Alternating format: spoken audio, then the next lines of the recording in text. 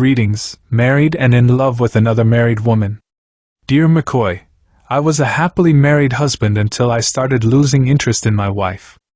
Our relationship just got very dull and lost all sparks. I met this married lady some years ago, and we would talk occasionally. We met up one evening at a restaurant, and just chilled and talked for hours. From that we would call each other, and became acquainted. We would discuss everything our marriages. Eventually we got closer and closer. I care for this lady so much that I would do anything for her. We have had sexual encounters, but no penetration as yet. I love this woman more than I ever loved my wife. She says she loves me too and is waiting for her husband to leave for us to be together. Anonymous. Dear Anonymous, try working things out with your wife before you think about moving on with someone else's wife. The grass is not always greener on the other side. Water the one at your home. All the best. Greetings, I am tired of being an escort. Dear Mckoy, I was a poor country girl who came to university in Kingston. I got a student's loan to pay my tuition and boarding.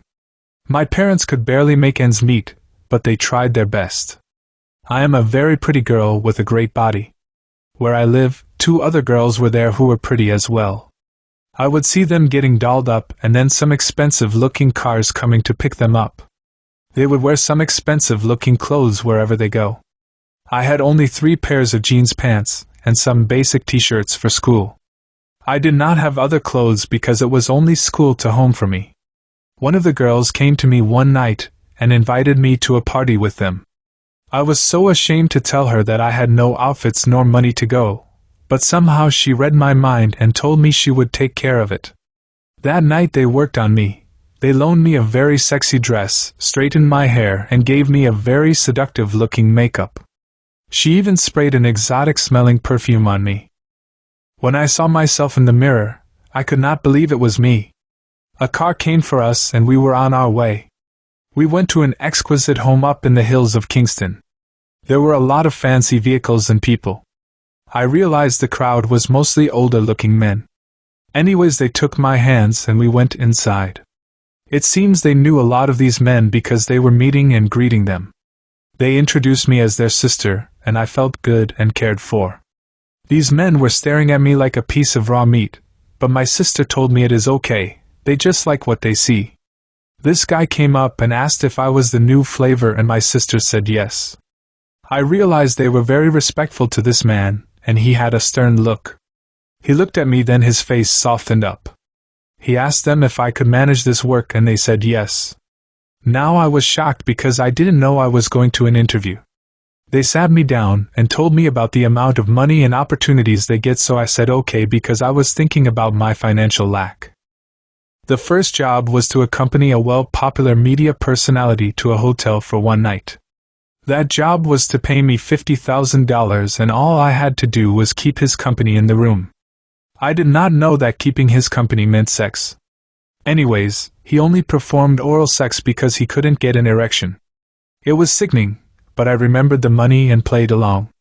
The hotel was an all-inclusive, so I enjoyed my stay. I started getting more and more escorting jobs, some a lot of money and some not that much. They term it escorting to be fancy, but I was an educated prostitute. These wealthy men are something else. Most of them suffer erectile dysfunction, so they need these young girls to pose with.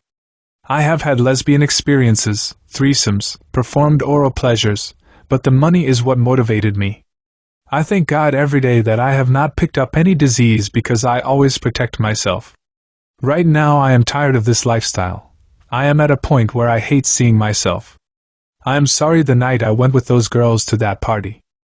The money I have saved up cannot help the way I feel about myself now. I am in my final year of school now, and as soon as I am finished, I am planning to go to a foreign country to get away because it seems I am tied to this job. Anonymous. Dear Anonymous, it is really unfortunate to know that you got caught up in this type of lifestyle of prostitution. So many times young women get lured into these occupations due to money issues. It is indeed a blessing to know that you are disease-free. I strongly suggest that you get counseling and help getting out before it is too late. Please call 1-888-NEWLIFE immediately. All the best. Write to us via WhatsApp 1-876-353-1389 and remember to subscribe and share, dear Mckoy.